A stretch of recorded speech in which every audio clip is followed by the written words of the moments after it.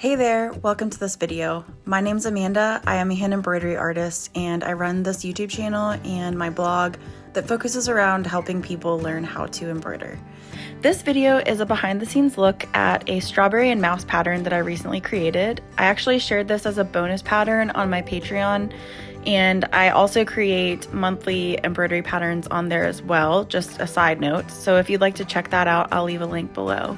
But in this video, I wanted to try something a little bit different and just kind of do a chatty video going through some tips that I have found helpful to improve my embroidery and neaten up my stitches a little bit.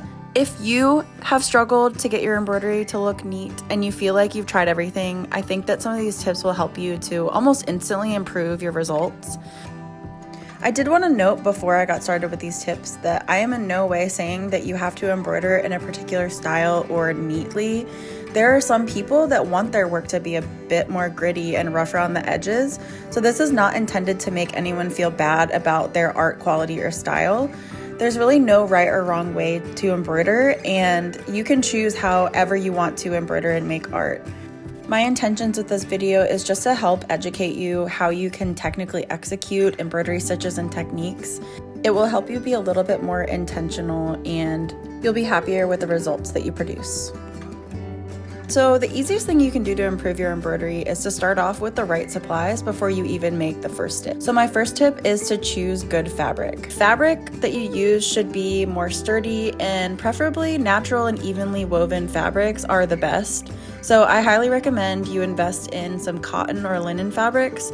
The next tip I have is to choose the right size embroidery needle. Using the wrong size embroidery needle is an easy mistake to make, and I used to think that if you could thread it through the needle, then it was good to use, but that's not entirely true. If you choose a needle that is too small, you'll have a hard time pulling it through the fabric. And if you're choosing a needle that's too large, you can leave large holes in the fabric, which means that you can kind of disturb the fabric weave, and you can also make it to where your stitches don't lay as neatly. The easiest way to choose the right size embroidery needle is to base it off of how many strands of thread you're using. I usually use 6-stranded cotton thread, and you can actually look up a chart on DMC's website that has a chart based on strands and whatever fibers you're using. The next thing that will help is to follow a plan or design. It is fun to embroider without a pattern sometimes, and I think that's totally fine, but your work will turn out way more intentional and polished if you're looking to kind of plan it out and refine your design or drawing before you get started. So I definitely recommend everyone to start with a sketch and refine it and tweak it until you're happy with it, and then transfer it over to fabric. Padded satin stitch and outlining the edges of your shapes before you satin stitch are two different ways that I like to get my edges of my shapes and stitches looking a lot cleaner. So if you simply just satin stitch and fill in a shape without outlining it or filling it in with, a split stitch or chain stitch or something like that before you make the satin stitches, your edges of your stitches will look really inconsistent. It's just harder to get them as lined up as neatly. So I like to outline with a split stitch around the outline of the shape that I'm filling in, and then overlap on top of it with satin stitches. And it works every time. I feel like my shapes look way cleaner. The next few tips I have are based around mostly outline stitches and just kind of the quality of your stitches. So the first thing that I like to recommend people to do is to really focus on having a consistent stitch length. So things like chain stitch, back stitch, stem stitch, all these stitches are ones that you can kind of visibly see if they are uneven, like the lengths are not the same.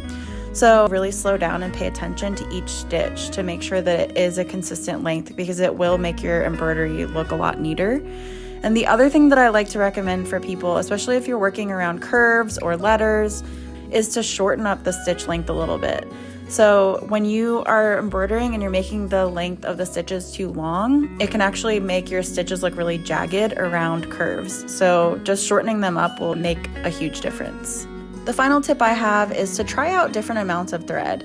For more intricate areas, you'll most likely want to use less strands of thread so you can fit those tiny details in. It can be really hard to fit the details in using like 6 strands of floss. So I like to use 1 to 2 if I'm really trying to fit in something tiny. But if you're wanting to fill in a larger area faster, or you're wanting to add a little bit more depth to it, you want it to look a little bit more like fluffy, then I would recommend using 6 strands of thread and just kind of trying it out. This is all kind of personal preference, so definitely test out different quantities of thread to see what you like best. I really hope that you found these tips helpful. Please let me know in the comments if you have any other tips you'd like to share with the community, and I will leave a couple of resources in the description below, and I'll see you in the next video. Thanks. Bye.